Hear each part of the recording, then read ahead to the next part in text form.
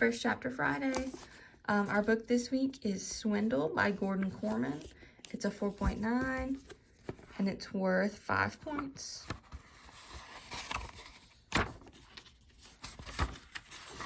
So it starts out with a note.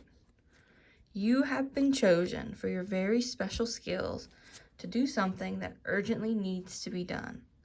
To learn more, come to the ballroom at 3:30. Don't miss this. It will be worth your while. 2 weeks earlier. Sneaking out at night, helpful hints.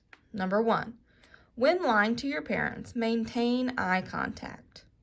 2, make sure you ask permission to attend the correct fake sleepover. Boys, Stan Winter's place. Girl, Karen Labadazik's place. 3, meet at the Old Rockford house at 8:30 p.m. Friday. You can't miss it. There's a crane with a giant wrecking ball parked in front. 4, enter through missing planks in boarded up window, first floor, east side. 5, bring your sleeping bag. Remember, the Old Rockford house is a condemned building that will be demolished tomorrow morning.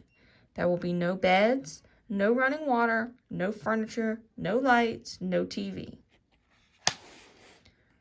When a plan came from Griffin Bing, even the tiniest detail had to be perfect. He agonized over every fine point and possibility, all except one. What if nobody showed up? We probably shouldn't have put the part about no TV, Griffin's friend Ben Slavic said glumly. Griffin and Ben sat cross-legged on their sleeping bags in what had once been an elegant living room. They were surrounded by shredded drapery, remnants of ancient furnishings, and mounds of dust. All around them, the cavernous old house creaked and groaned with hollow, eerie noises. Outside, a thunderstorm raged. Griffin trained the beam of his flashlight on his wristwatch. 10:34 p.m. I can't believe it, he seethed. How could we get nobody? 28 people said they were coming. Maybe they're just late, Ben offered lamely.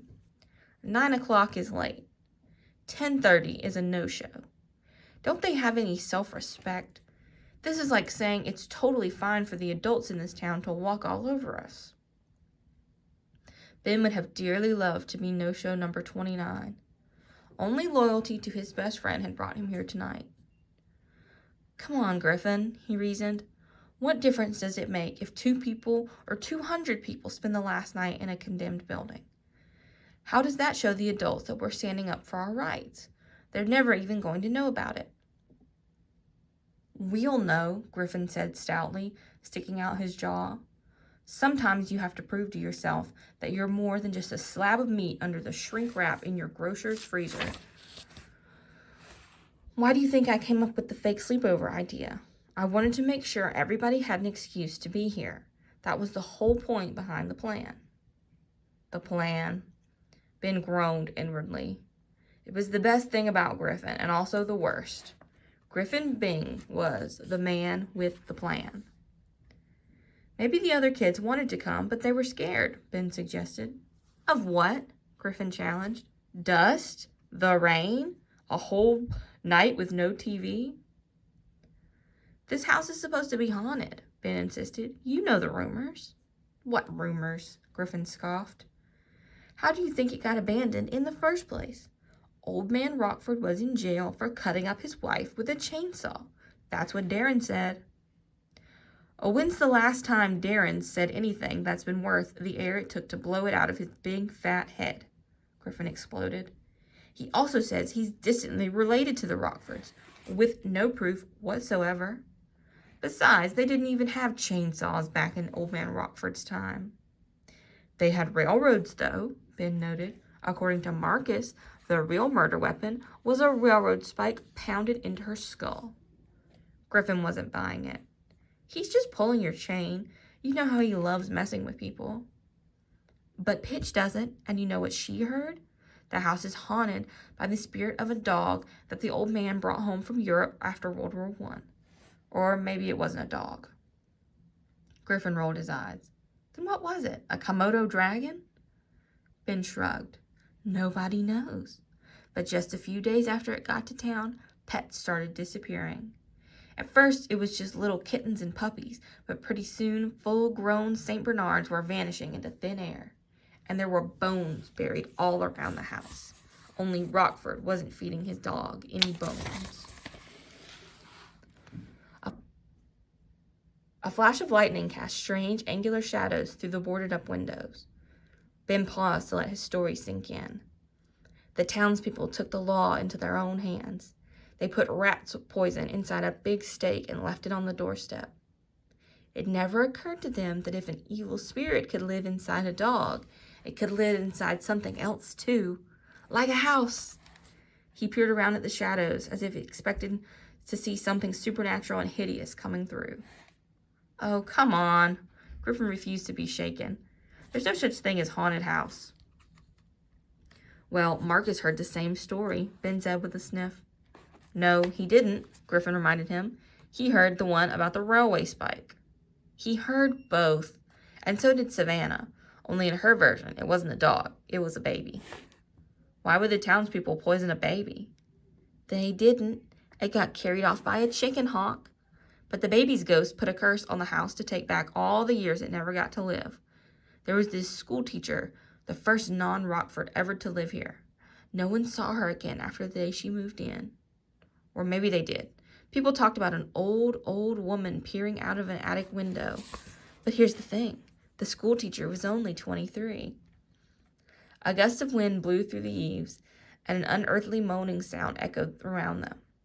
Ben's head retreated turtle-like into his collar, and even Griffin paled a little. No offense, Ben, but shut up. You're starting to creep me out. Griffin panned the crumbling walls with his flashlight. It's almost 11. Nobody's coming. Gutless wonders. It's the railway spike, said Ben nervously. That's got to be a splitting headache, literally.